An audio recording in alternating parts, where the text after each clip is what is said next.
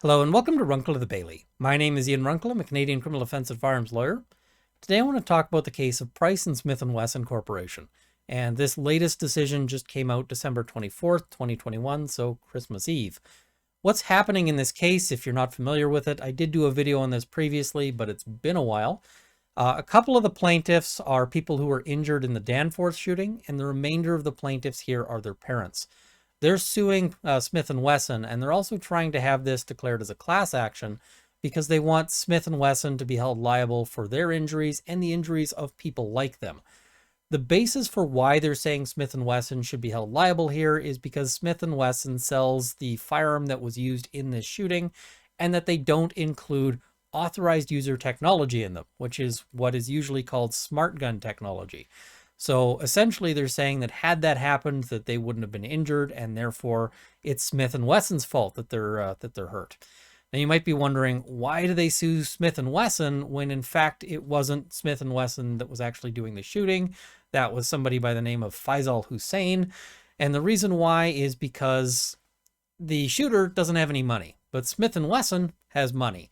So whenever you're looking to sue somebody, you always want to sue somebody who's got some dollars. So that's sort of the main issue here.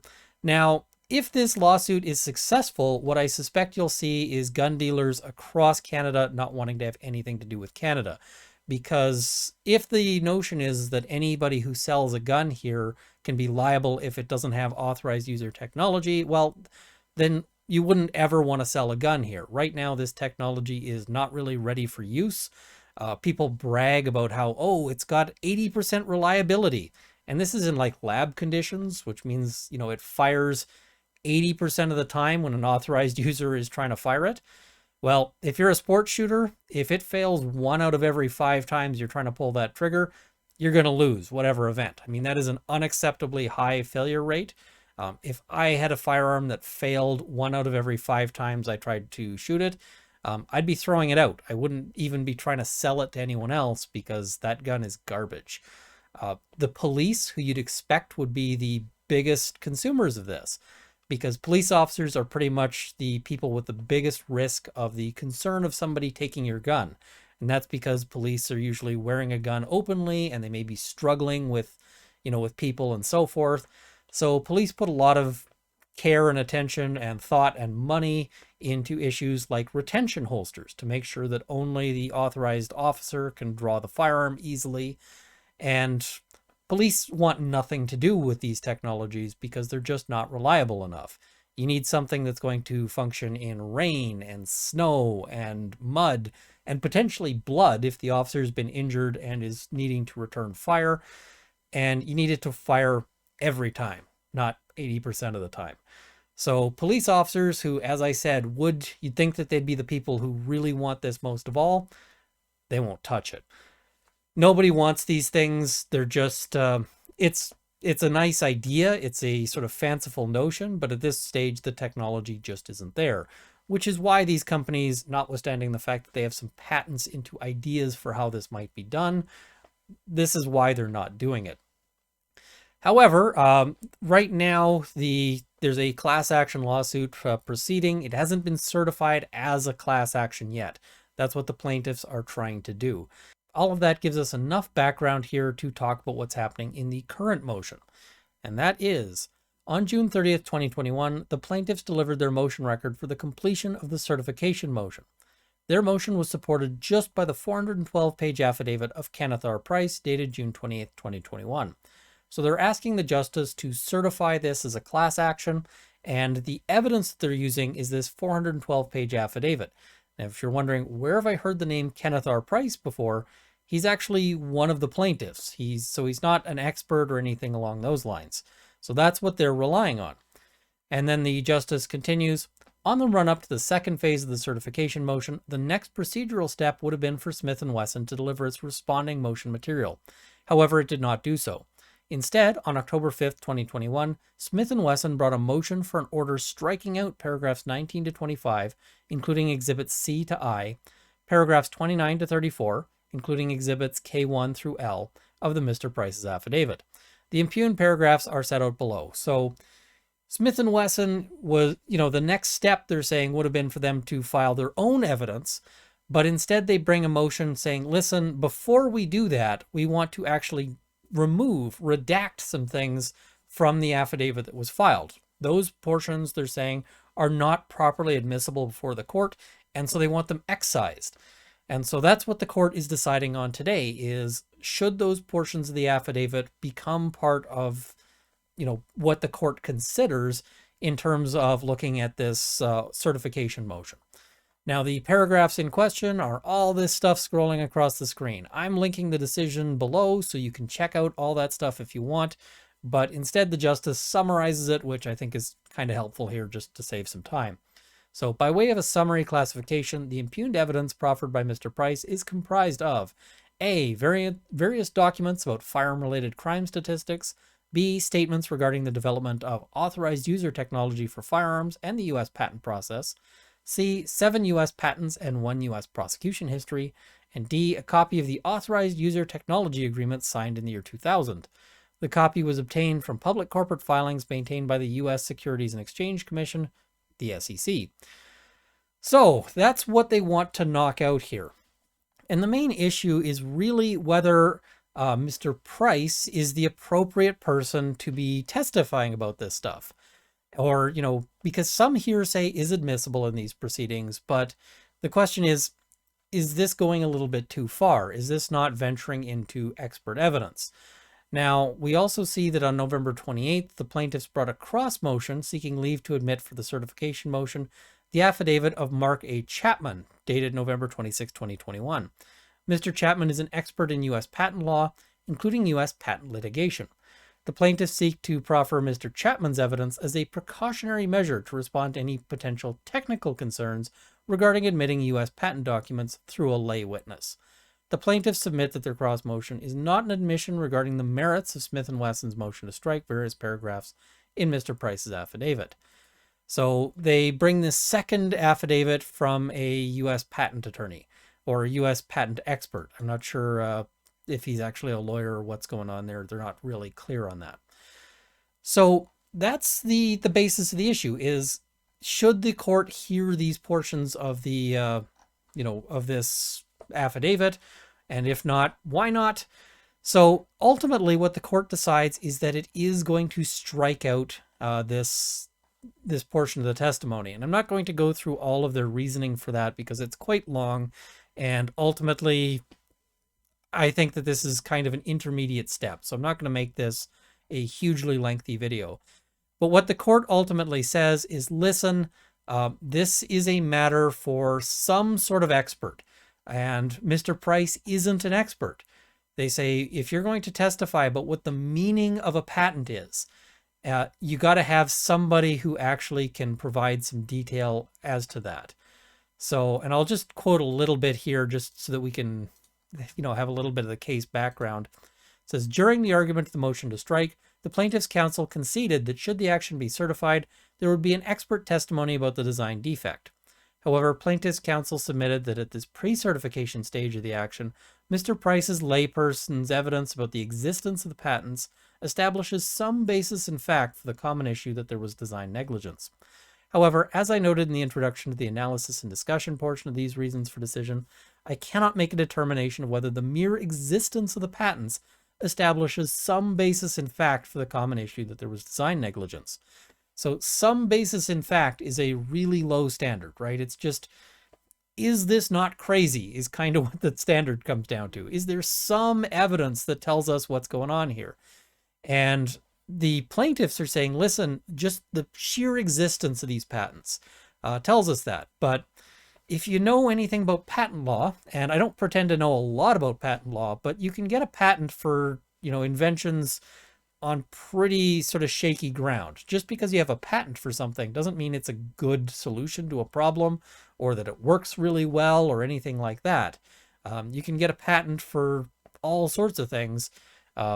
So yeah, I don't want to venture too much into that, but that's what the court is kind of saying there. They continue, Mr. Price's layperson's evidence is valuable only in proving that there are alternate designs for handguns, some of which utilize authorized user technology. Although the existence of these patents might be relevant to the determination of whether there was design negligence in the manufacture of the M&P 40 handgun, Mr. Price's testimony does not and cannot carry the probative analysis into the territory for which he has something meaningfully to say about design negligence. An allegation of design negligence involves much more than the availability of alternative designs.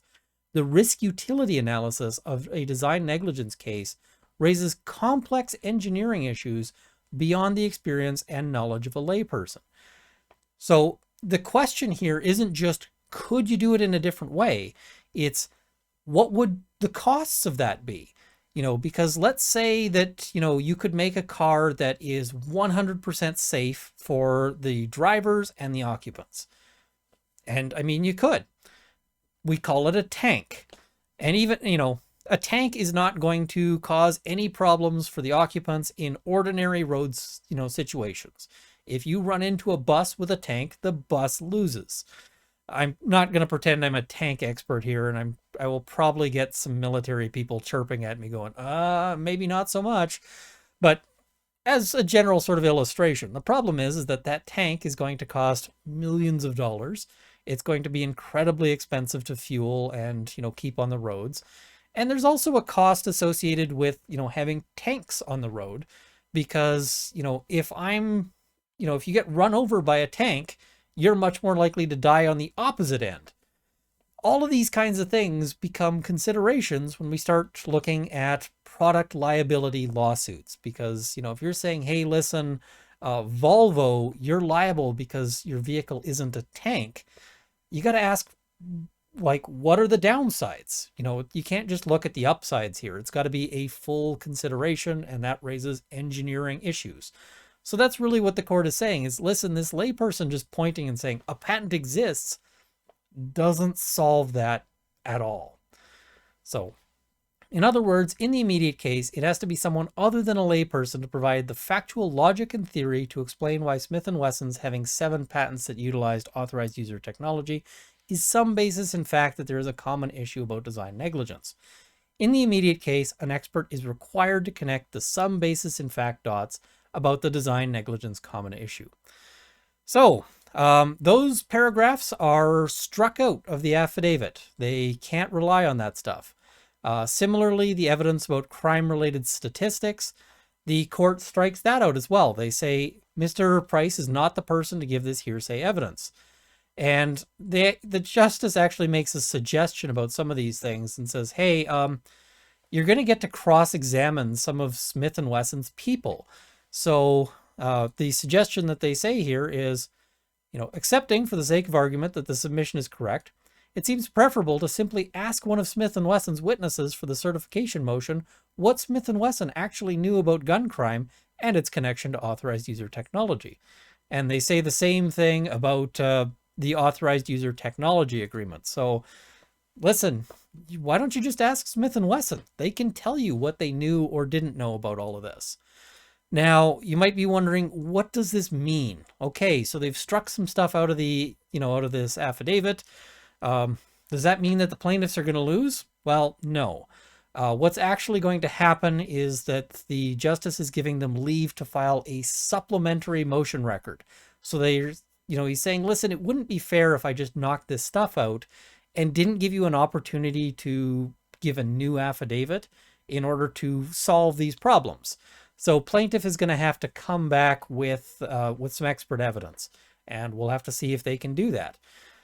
Now, this is going to change the timeline, and they've actually included in this decision a sort of estimated timeline of how this case is going to go. And this is only on certification. So this is just on the question of whether or not this gets heard as a class action. Now, keep in mind, we've already seen that this timeline has been disrupted by one motion. It could be disrupted and further delayed by other motions. But just, when you're wondering how fast the civil case goes, let's have a look at this timeline. So plaintiff certification motion record already delivered, but they need that supplemental motion record, which the deadline is March 30th, 2022. That's when they're going to get that in.